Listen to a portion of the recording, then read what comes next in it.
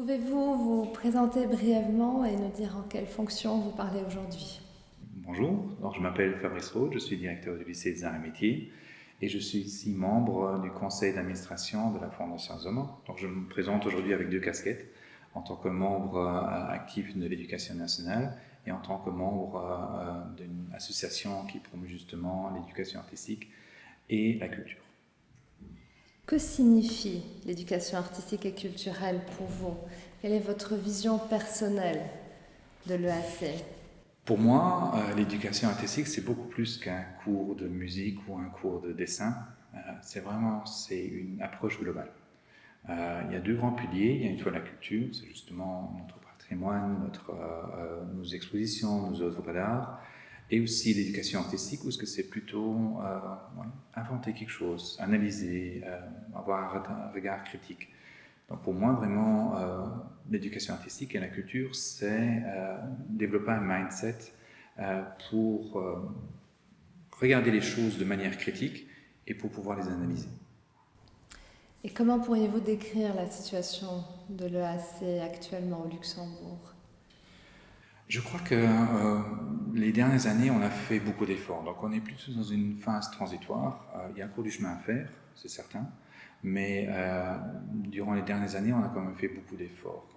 Que ce soit par les médias qui ont vraiment mis un accent sur tout ce qui est artistique. On a vu que dans la société, nous, on a vu à l'école, le regard vers l'artistique a changé. Donc c'est plus accepté qu'auparavant. Mais il y a aussi encore du chemin à faire. Ce n'est pas perçu par tout le monde de la même manière. On a aussi dans les écoles, on a des écoles qui ne sont pas très tournées vers l'art, donc ils ne voient pas vraiment les possibilités qui se cachent derrière toute cette éducation artistique et culturelle. Mais je pense qu'on est quand même sur un très bon chemin. Et le lycée des Arts et Métiers, comment est-ce qu'il contribue à la promotion de l'éducation artistique et culturelle? Oui, donc je pense qu'on est déjà assez vieux, on a plus de 128 ans et en fait l'école a été créée justement pour promouvoir tous les métiers de l'artisanat.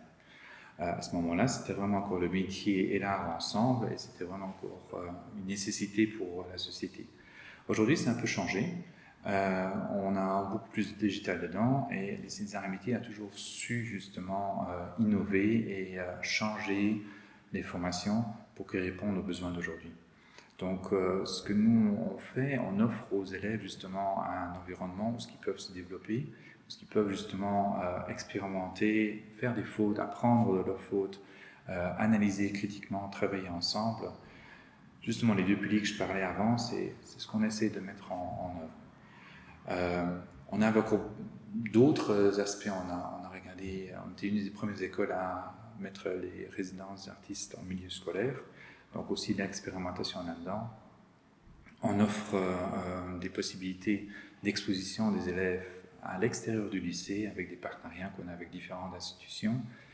Et on essaie vraiment, j'encourage nos enseignants à promouvoir la culture, que ce soit maintenant le classique qu'on connaît, mais également aussi dans, par exemple, l'enseignement des langues, où ce qu'on dit justement, il y a une grande technicité dedans, mais aussi toute une culture qui se cache derrière. Et il faut promouvoir cela et montrer cela aux élèves. Quels seraient alors les obstacles que vous pourriez citer à l'éducation artistique et culturelle au Luxembourg? Je ne crois pas qu'on a vraiment des obstacles insurmontables. Je ne crois pas. Il faut voir, les dernières années, il y a une conscience politique quand même qui a été prise. On a un financement qui est en augmentation. Par exemple, le projet Culturama qui va recevoir beaucoup plus de fonds l'année prochaine. Donc je pense qu'il y a vraiment une avancée.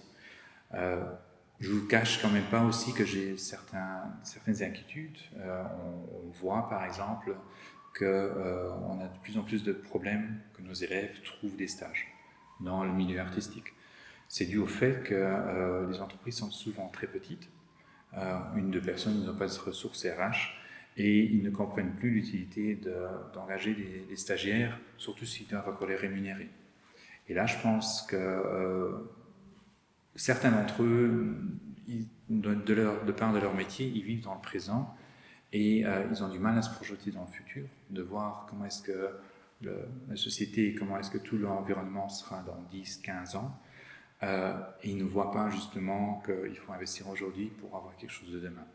Et là, je pense qu'on devra encore avoir des discussions avec les syndicats, avec les entreprises, avec les différents ministères pour trouver des solutions, parce que sinon, je pense qu'on aura vraiment un déficit dans le futur. Et concrètement, qu'est-ce que l'éducation artistique et culturelle apporte aux élèves? Beaucoup de choses. Je pense, l'éducation artistique, bien sûr, il y a du savoir, il y a du savoir-faire, mais il y a beaucoup de compétences transversales. Comme je disais par avant, en enseignant l'artistique, on apprend aux élèves à regarder quelque chose de manière critique, d'interpréter des choses, de discuter avec d'autres personnes, de voir leur point de vue, de créer des choses. Et donc, c'est vraiment des compétences transversales que les élèves pourront utiliser dans d'autres situations complètement à part de l'art et à part de la culture, pour des problèmes de citoyenneté, pour des problèmes même scientifiques. Ça leur donne vraiment une raison de penser qui est différente de l'enseignement standard, classique, très scientifique. Je viens d'un background scientifique, donc je vois vraiment les avantages qu'on a avec l'éducation artistique pour changer ce mindset, justement. On en a déjà un petit peu parlé du positionnement particulier du lycée des arts et métiers dans ce champ de l'éducation artistique et culturelle. Est-ce que l'histoire de l'établissement est toujours présente dans les actions que vous menez? Oui, je pense qu'on n'a jamais oublié d'où on vient. Donc c'est vraiment, on a toujours encore les métiers des artistiques au cœur. On s'est bien sûr développé, on a ouvert une très grande filière de sciences. Et par exemple, l'année prochaine, on va changer l'éducation, les sections de l'éducation artistique. On va ouvrir une nouvelle section qui s'appelle technicien artistique, où justement on va rassembler les différentes sections qu'on avait, où les élèves recevront des bases sur la 3D, sur le design, sur l'audiovisuel. Pendant 2 ans, ils auront les bases de chacune de ces spécialités, et après 2 ans, ils pourront justement choisir une spécialité qu'ils pourront continuer après par rapport à ce qu'ils ont appris, mais aussi par rapport à leurs talents et leurs convictions qu'ils ont.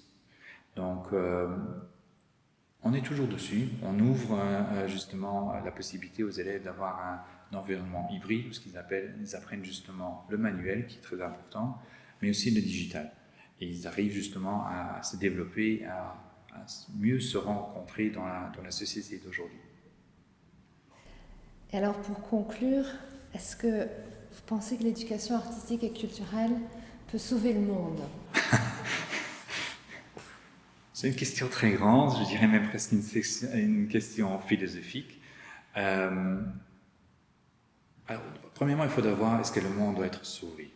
Je crois on a des défis qui sont très très grands, oui, et je pense justement avec la manière que les élèves pourront analyser leur environnement, regarder qu'est-ce qu'il y a autour, découvrir le monde, voir ça d'une pensée critique.